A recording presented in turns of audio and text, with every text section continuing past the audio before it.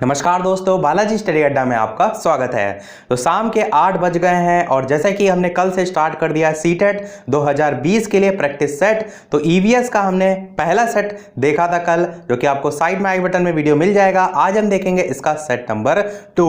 तो कल जो हमने प्रश्न देखे थे वो आपके पेडागॉजी पर आधारित थे। आज जो हम प्रश्न देखेंगे वो आपके एनसीईआरटी बेस्ड है, क्योंकि 15 प्रश्न आपके आते हैं पेडागॉजी और 15 प्रश्न आपके आते हैं एनसीईआरटी बेस्ड। तो आज हम देखेंगे एनसीईआरटी बेस्ड, तो कुल 15 प्रश्न देखेंगे। चलिए शुरू करते हैं। तो पहला प्रश्न आपका कह रहा है कि एक विद्यालय ने राजस्थान के लिए कक्षा 5 के जो बच्चे हैं उनके शैक्षिक भ्रमण की योजना बनाई। अब भ्रमण के दौरान बच्चों से आपकी क्या अपेक्षाएं रहेंगी? जैसे कि आप अपने आप को टीचर थोड़ी देर के लिए मान लीजिए और आपने एक क्लास में राजस्थान घूमने के लिए प्लान बनाया, तो आप जो है बच्चों से क्या एक्सपेक्ट करते हैं उसके संबंध में यहाँ पर 4 ऑप्शन है कि यदि उनके कोई प्रश्न हो तो उन्हें दर्ज कर लेना चाहिए और घर पहुंचने के बाद अभिभावक जो है उनसे पूछना चाहिए। दूसरा पॉइंट है कि चीज़ों के बारे में बिना कोई प्रश्न पूछे सभी का अवलोकन जो है वो करना चाहिए। तीसरा है कि उन्हें आनंद उठाना चाहिए और चौथा है कि उन्हें ध्यान से अवलोकन करना चाहिए, टिप्पणियां भी दर्ज करनी चाहिए और बाकी जो बच्चे हैं और जो शिक्षक हैं उनके साथ अपने अवलोकन जो है उनको बांटना चाहिए। तो आई होप आपको उत्तर समझ में आ गया होगा। जी हाँ, बिल्कुल चौथा ऑप्शन बिल्कुल सही हो जाएगा कि उन जो बच्चे हैं उनको ध्यान से अवलोकन करना चाहिए, उस पर किसी प्रकार की जो टिप्पणी है वो भी दर्ज करनी चाहिए। जैसे कि कुछ इंपॉर्टेंट टर्म होते हैं तो आप अपनी नोट डाउन कर लेते हैं और बाकी जो बच्चे और शिक्षक हैं उनके साथ अपने जो अवलोकन है, क्या आपने देखा, क्या आपने सीखा, उसको बांटना भी चाहिए। तो आपका ऑप्शन नंबर 4 जो है वो बिल्कुल सही हो जाएगा। बढ़ते हैं अपने अगले प्रश्न दूसरे की तरफ कि रीना जो है अपने घर का कूड़ा नीचे दर्शाए तरीके से 2 ढेरियों में जो है वो अलग करती है। एक तरफ आप देख पा रहे हैं जिसमें केले का छिलका, सब्जियों के छिलके, सूखी पत्तियां और अखबार है, जबकि दूसरे की बात करें तो जैम की बोतल, सॉस की बोतल, उपयोग में लाई गई टूथपेस्ट, ट्यूब, प्लास्टिक के खिलौने। ये आपका दूसरा कचरा का डिब्बा, यानी कि एक कचरा का डिब्बा, दूसरा कचरा का डिब्बा, और रीना ने इस प्रकार से इनको अलग अलग कर रखा है। अब समझते हैं नीचे प्रश्न के 4 ऑप्शन को। तो रीना ने 2 ढेरियों में जो कूड़ा है वो निम्न आधार पर अलग किया है। आपको आधार पहचानना है कि किस बेस पर दोनों को अलग किया गया है।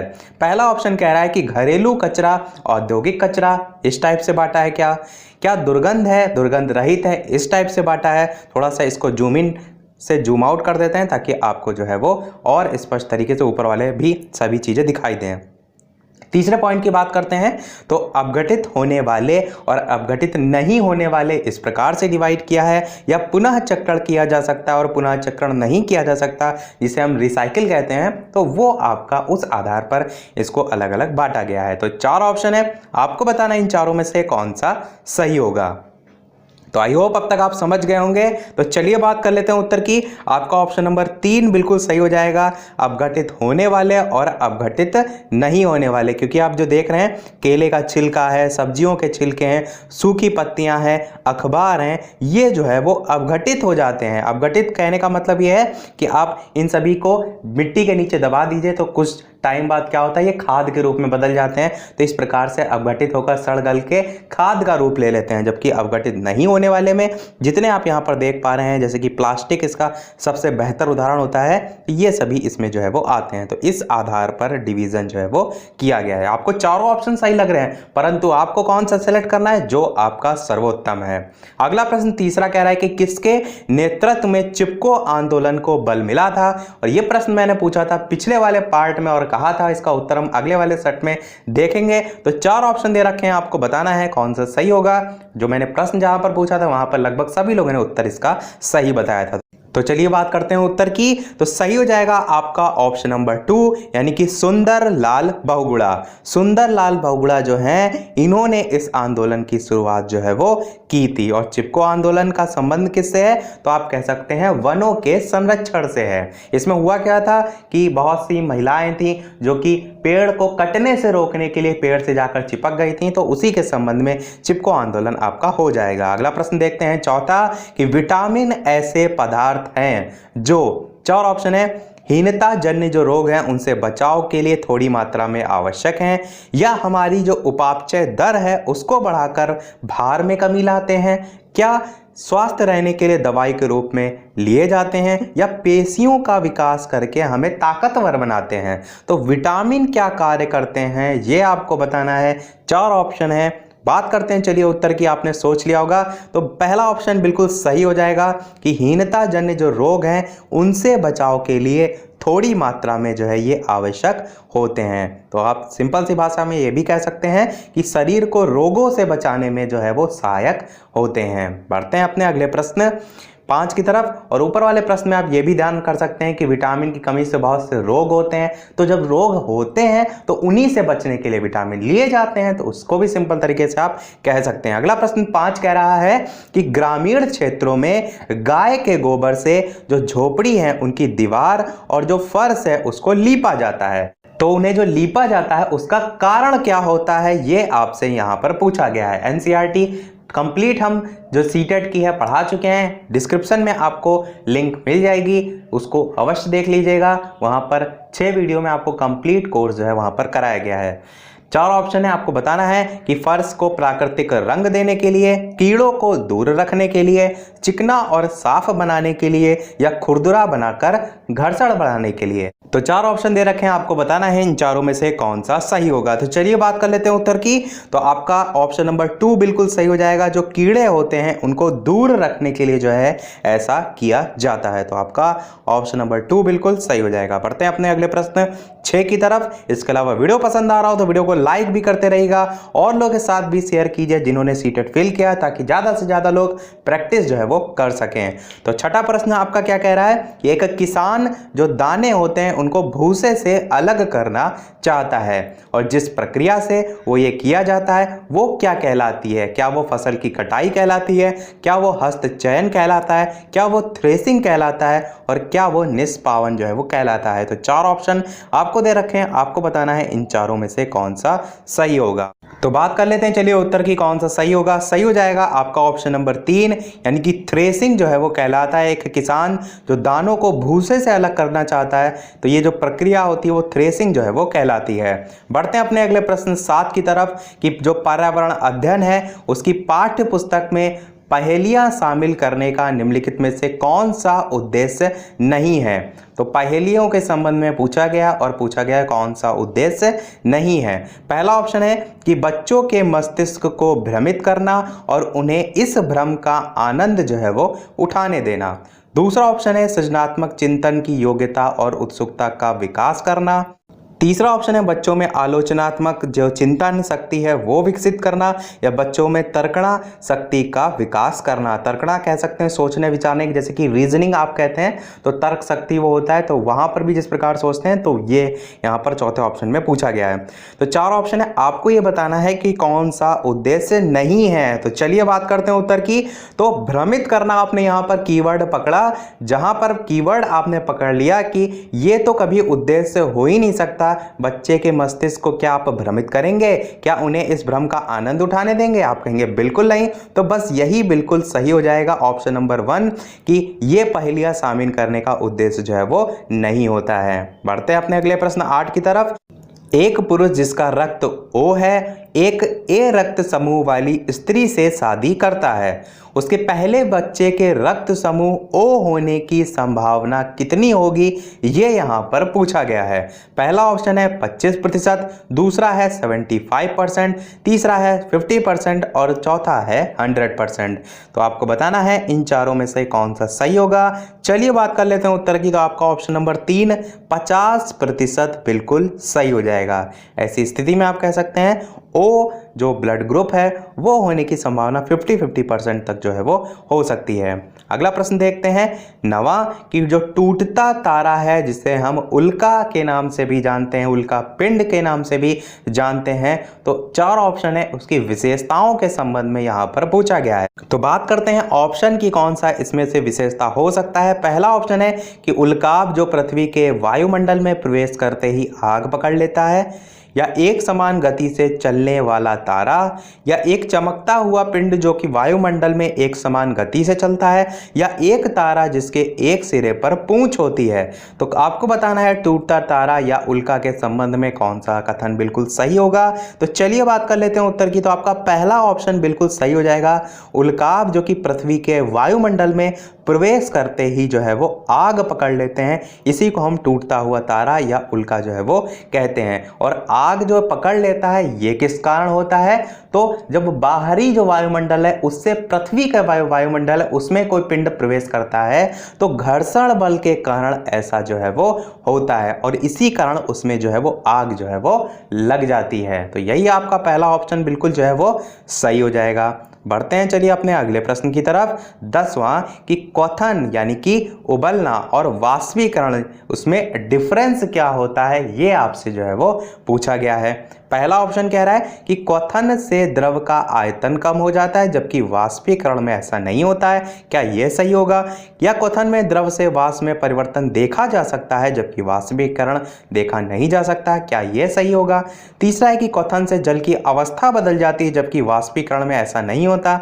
या चौथा ऑप्शन है वाष्पीकरण किसी भी तापमान पर हो सकता है जबकि क्वथन नहीं। तो चार ऑप्शन है, आपको बताना इन चारों में से कौन सा सही होगा। बात कर लेते हैं उत्तर की। तो चौथा ऑप्शन बिल्कुल सही होगा कि जो वाष्पीकरण है वो किसी भी टेम्परेचर पर हो सकता है जबकि जो क्वथन है यानी कि जो उबलना है वो किसी भी टेम्परेचर पर नहीं, एक निश्चित टेम्परेचर पर जो है वो होता है। जैसे कि आप देखते हैं जल का उबलना नॉर्मल यदि आप कहें तो 100 डिग्री सेल्सियस माना जाता है, तो इस आधार पर आप दोनों में डिफरेंस जो है वो कर सकते हैं। अगला प्रश्न 11 कह रहा है कि प्राथमिक स्तर पर आकलन में शामिल होना चाहिए। तो चार ऑप्शन है।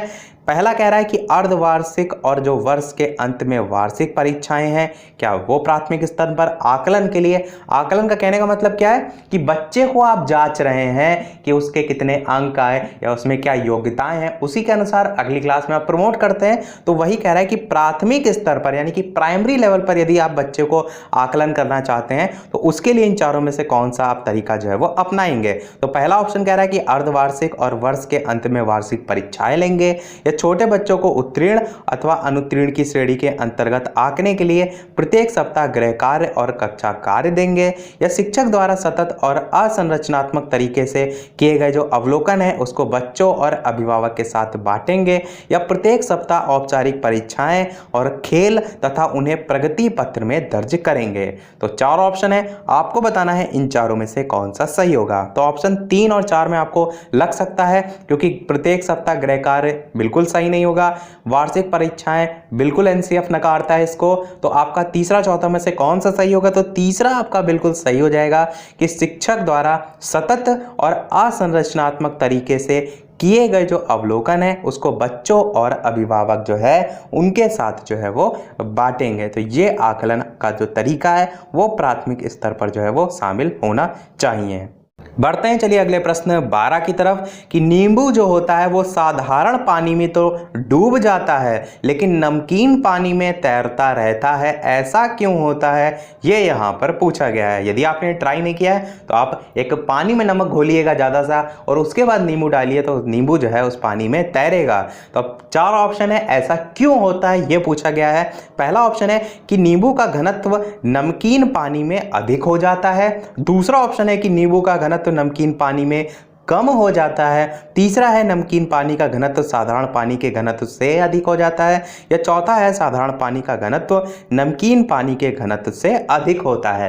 तो चार ऑप्शन है, आपको चुनना है इन चारों में से कौन सा सही होगा, ऑप्शन ए, बी, सी या डी। तो चलिए बात कर लेते हैं उत्तर की। तो आपका बिल्कुल ऑप्शन नंबर 3 सही होगा कि नमकीन जो पानी है उसका घनत्व साधारण पानी के घनत्व से अधिक हो जाता है और इसी रीजन से जो पानी है उसमें जो है नींबू जो है वो तैरता रहता है। यही सेम चीज आप मृत सागर में भी देखते हैं। मृत सागर का जो पानी है वो इतना ज्यादा खारा है, इतना ज्यादा उसका घनत्व है कि उसमें कोई भी व्यक्ति जो है वो डूब नहीं सकता, उसमें लोग सीधे सीधे तैरते हैं। तो मृत सागर इसका एक लाइव एग्जाम्पल जो है वो हो जाएगा। बढ़ते हैं अपने अगले प्रश्न 13 की तरफ कि पके हुए चावल रेफ्रिजरेटर में अपेक्षाकृत लंबे समय तक परिरक्षित यानी कि सुरक्षित रखे जा सकते हैं, ऐसा क्यों होता है। तो पहला ऑप्शन है कि कम तापमान पर भोजन का जो नमी तत्व है वो घट जाता है। दूसरा है कि रेफ्रिजरेटर में कुछ ऐसे रसायन होते हैं जो रोगाणुओं को नष्ट कर देते हैं। या तीसरा है कि कम तापमान पर रोगाणु निष्क्रिय हो जाते हैं। और चौथा है कि रोगाणु कम तापमान पर नष्ट हो जाते हैं। आपने देखा है कि खाना बनता है, आपने खाया, उसके बाद क्या हुआ, रात में जैसे बना है तो रात में उसके बाद फ्रिज में रख दिया गया कि भैया खराब ना हो। तो खराब ना हो इसका रीजन क्या होता है, यही यहां पर 4 ऑप्शन के जरिए पूछा गया है। तो चलिए बात करते हैं। सोच लिया होगा आपने, तो जी बिल्कुल ऑप्शन नंबर 3 बिल्कुल सही हो जाएगा कि कम टेम्परेचर पर जो रोगाणु होते हैं वो निष्क्रिय हो जाते हैं। या इसी को दूसरे तरीके से भी कह सकते हैं कि कम टेम्परेचर पर रोगाणु सक्रिय नहीं हो पाते हैं। हो सकता हो इस तरीके से भी ऑप्शन आपको देखने को मिले। तो इसीलिए कम तापमान पर जो परिरक्षित है उसके लिए आप भोजन को जो है वो फ्रिज में जो है वो रख देते हैं। बढ़ते अपने अगले प्रश्न 14 की तरफ। इसके अलावा वीडियो को अभी तक आपने लाइक ना किया हो तो एक लाइक तो आपका बनता ही है इतनी सारी इंफॉर्मेशन पर। और चैनल पर नए आए हो तो सब्सक्राइब भी जरूर कीजिएगा ताकि इसी प्रकार डेली शाम 8 बजे आपको सीटेट के प्रैक्टिस सेट करने को मिलते रहें और पेपर तक आपकी एकदम धुआंधार तैयारी जो है वो हो जाएगी। प्रश्न अगला 14 कह रहा है कि रक्त की जांच किसकी उपस्थिति में मलेरिया की पहचान जो है वो होती है। तो 4 ऑप्शन है कि आपको ये बताना है, प्रश्न को सबसे पहले आपको समझना है कि किसी व्यक्ति को मलेरिया हो गया तो उसकी जांच किसकी होती है, ब्लड की जांच होती है।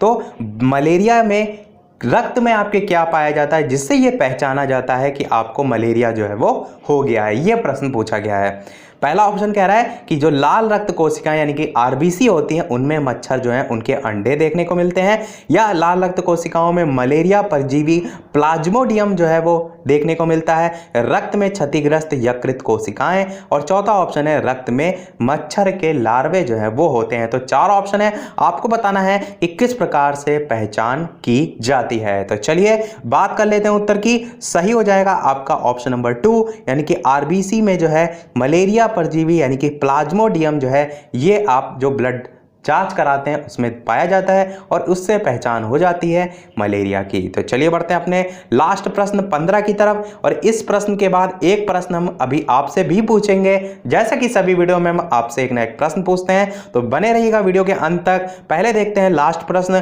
कि पर्यावरण अध्ययन की कक्षा में जो अवधारणाएं हैं उनको स्पष्ट करने के लिए कविताओं और कहानी कथन का प्रयोग करना, इन चारों में से कौन सा सही होगा। पहला कह रहा है कि बच्चों में विद्यमान भाषिक और सांस्कृतिक जो विविधता है उसको ध्यान में रखता है। दूसरा कह रहा है कि उचित दिशा में जो बच्चे हैं उनकी ऊर्जा को संकेंद्रित करता है। प्रश्न मैं आपको एक बार फिर से समझाऊं, यहां पर कह रहा है कि पर्यावरण अध्ययन जो है उसकी क्लास है, उसमें किसी भी टॉपिक को आपको समझाना है। अवधारणाओं को स्पष्ट करने का मतलब क्या है, आपको टॉपिक को समझाना है। उसके लिए कविताओं और कहानी कथन का यदि आप यूज कर रहे हैं बच्चे को कोई चीज समझाने के लिए, उसके संबंध में यहां पर पूछा गया है कि बच्चों में विद्यमान भाषिक और सांस्कृतिक विविधता को ध्यान में रखता है, या उचित दिशा में बच्चों की जो ऊर्जा है उसको संकेंद्रित करता है, या जो पाठ है उसको आनंददायक और रोचक बनाने में मदद करता है, या स्थानीय और विश्व स्तर पर संसार की प्रकृति को खोजने और कल्पना करने की योग्यता का विकास करने में मदद करता है। तो कविता और कहानी यूज करने से कौन सा आपका इसमें मदद होगा, कौन सा ऑप्शन सही होगा, ये आपको बताना है। चलिए बात करते हैं उत्तर की। जी हाँ, बिल्कुल ऑप्शन 4 बिल्कुल सही हो जाएगा कि स्थानीय और जो विश्व स्तर पर संसार की प्रकृति को खोजने और कल्पना करने की जो योग्यता है उसको विकास करने में मदद करता है। संसार की प्रकृति को खोजने और कल्पना करने की जो योग्यता है वो इस कहानी कथन कविताओं का यूज कर रहे हैं आप पर्यावरण अध्ययन की क्लास में,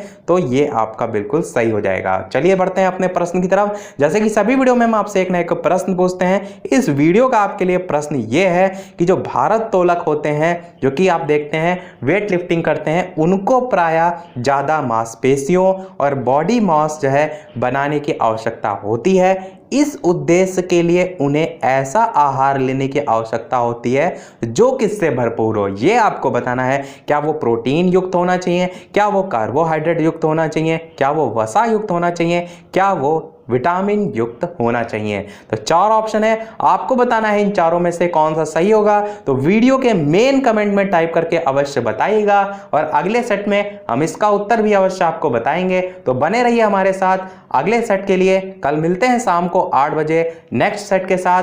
और कोई और सुझाव हो तो वीडियो के मेन कमेंट में टाइप करके अवश्य बताइएगा। तो आज के वीडियो में इतना ही। वीडियो पसंद आया हो तो लाइक अवश्य कीजिएगा, नए हैं चैनल पर तो सब्सक्राइब जरूर कीजिएगा, ताकि इसी प्रकार आगे भी प्रैक्टिस सेट आपको मिलते रहें। तो मिलते हैं अगले वीडियो में नए टॉपिक के साथ। तब तक के लिए नमस्कार। Thank you for watching.